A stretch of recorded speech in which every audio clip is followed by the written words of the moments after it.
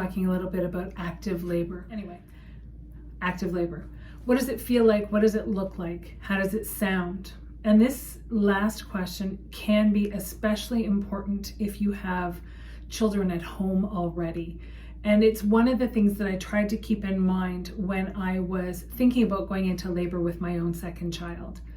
I made a game out of labor with my oldest, Fergus. He and I would pretend to growl like animals and moan and just make all kinds of guttural sounds, because sometimes the feeling of active labor as it's working through your body, as your baby is moving down through the structure of your body, can feel powerful. And so I wanted Fergus to know how to make powerful sounds. But more than that, I wanted him to know that some of the powerful sounds I was making were okay, and they weren't something to be frightened of. Because let's be honest, if a child was to wake up at 2 a.m. and hear their parent making overwhelmingly bizarre noises that they were completely unfamiliar with, then they might become afraid. And more than that, I did not want my child to take any of their fear out on the baby. I have heard other parents say that they were hearing stories from their child that the child was angry with the baby for hurting their parent during the labor process. And it can be confusing, and I have no question or doubt rather that it would be somewhat confusing and frightening. So I wanted to make a game out of it. So that's something to keep in mind if this is not your first baby, but rather your second or subsequent child, and you have another child at home who's already your baby. So that's something to do with sound, but we'll get back to that, and we'll talk about that more when we're talking about coping strategies for labor, because there is a true physiology about the efficacy of making noise during labor and how it will help reduce your discomfort. But more than that, let's just talk about the physical changes. So we said before that by the end of early labor, your cervix will have softened considerably and just started to open. At the beginning of active labor, what we often see is contractions that are 5 minutes apart or so, and they're lasting about 45 seconds. Not a big change from early labor, but what does happen and what sometimes our support team will notice is that while in early labor we could be carrying on a conversation, pause and have a contraction, and then resume our conversation, that's much more difficult once active labor kicks in. And that has to do with all kinds of things, both just the work that's being done by the body inside and the work that's being done focusing and concentrating and staying with each contraction. But it's also to do with hormonal changes and just the process unfolding. And so it's not surprising when you'll find that the contractions aren't much longer. In fact, they may not noticeably be longer at all. But what's happening instead is that the contraction comes and the conversation pauses, as it has been doing. But once the contraction's finished, there's a bit of a, what were we talking about again? And that's consistent right through. It's more important for there to be some quiet in the space so that the person who is laboring has the opportunity to just focus and concentrate on the labor.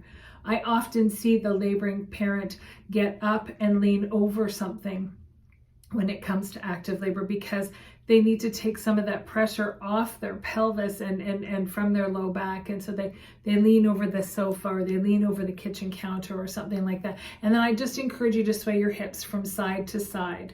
And what that does is help to wiggle that baby down through that bone structure of the pelvis. And it works really well.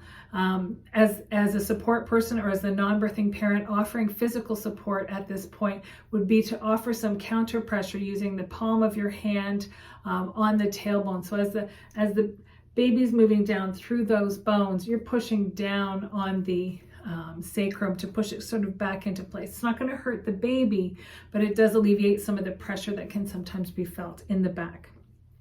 So that's one of the things to consider.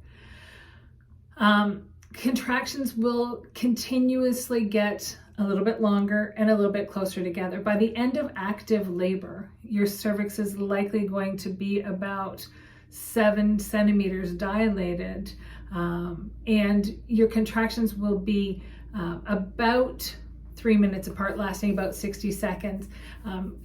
You'll be pretty much fully effaced by that point, generally speaking, not always, but pretty much fully effaced. So the cervix is really thinned out and it's really starting to open to make accommodations for the baby's head to come through. So once you are laboring through and you're having consistent, frequent contractions, it's probably at some point during that time that you would reach out to your care provider, or you would make your way to the facility where you're having your baby. So it depends, and it's different for each care provider what they want you to do. Many midwifery teams that I work with and have worked with over the years use a 411 guide. You page your midwife to let them know you're in labor when your contractions are consistently 4 minutes apart. They're lasting consistently for a full minute, and they've been that way for an hour. That said, there are always accommodations to be made. If you have rocketed through the process already and things are moving much more swiftly than is stereotypically expected, then certainly reach out to your midwife before then and at least have a conversation. Some OBs and family docs, for those who are birthing in hospitals, want you to call the facility and let them know what's going on, and that whoever is assessing over the phone will determine whether or not you should make your way to the hospital or not. Again, it's a judgment call for you. If things are happening very, very quickly, then don't wait to go to the hospital. But keep in mind, especially if this is your first child, that there's a very real possibility that you will get there and you will be assessed and that they will send you home. But don't sit at home and let the panic build because you're worrying that things are further along than they might be. Have it checked out, whether it's to page your midwife or whether it's to go to the hospital or birthing center where you're planning to have your child. And just get those questions answered. Make sure that you're feeling calm and in control as much as you can be with the birthing process, because that's huge in allowing the baby to move through your body.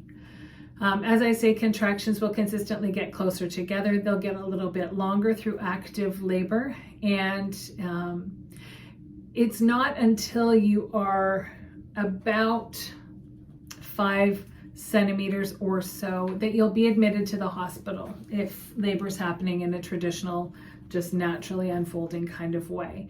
So in the grand clock of labor, you need to get yourself about 2/3 of the way through the process before medication's even an option. And I'm not going to dive heavily into medicated births right now. We're going to talk about that more when we're talking about pharmacologic and non-pharmacologic birth coping strategies. But I do want to kind of put to rest this concern that people have about getting an epidural. They don't want to be too late. I will let you know that unless your child is coming out of your body very quickly, unless the process is happening extremely fast, there's not generally a point that's too late. I have had a client in the past who had her epidural at 10 centimeters. She needed something to help her cope. She asked for an epidural, and she actually had the opportunity at that point to rest for a little bit while her body brought the baby down, because her baby was still quite high in the pelvis. So when she was assessed by her midwife noted she was fully dilated. She could start to push. This particular parent did not feel that she had the energy to push, and so asked for an epidural and was granted an epidural. So that kind of debunks this myth that is very pervasive. If you don't get it by XYZ centimeters, then it's going to be too late. And that's just not something I've ever experienced in any of the births that I've attended. And I have attended hundreds of births. Many have been at home, but there have been many at the hospital as well, and several who've had an epidural. So it's not that my numbers are skewed necessarily. Because I've had some people who've hired me with the full intention of having an epidural when they get to the hospital and they're ready to have an epidural. But I do think that it's important to remind you now and always, stay present in your labor. Don't get ahead. Don't worry about then. We'll deal with then when we get to then, but stay present in the now. This is how I'm feeling now. This is how I'm coping now. And this is my body moving things forward.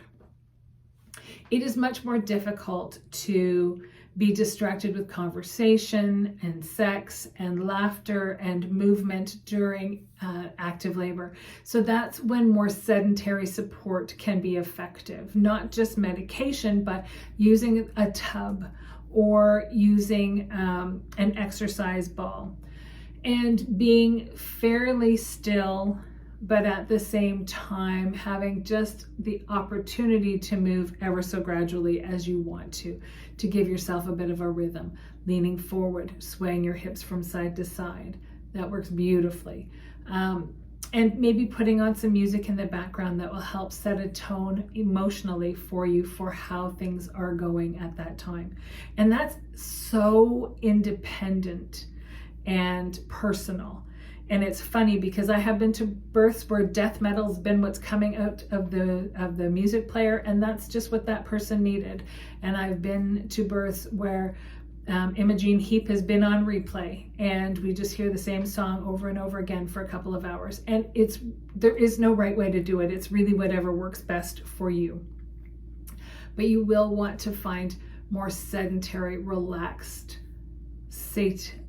calm practices at that point, outside of transferring to a hospital. That would be my best guess for that. That would not be my best guess. That would be my best suggestion for that. So that's active labor. Next time, we're going to talk a little bit about transition, and we're going to talk about pushing. And if labor is most difficult because you have to passively let it happen to you, pushing is the gift that your body gives you by being able to participate in the process to move yourself forward. So there's lots to look forward to.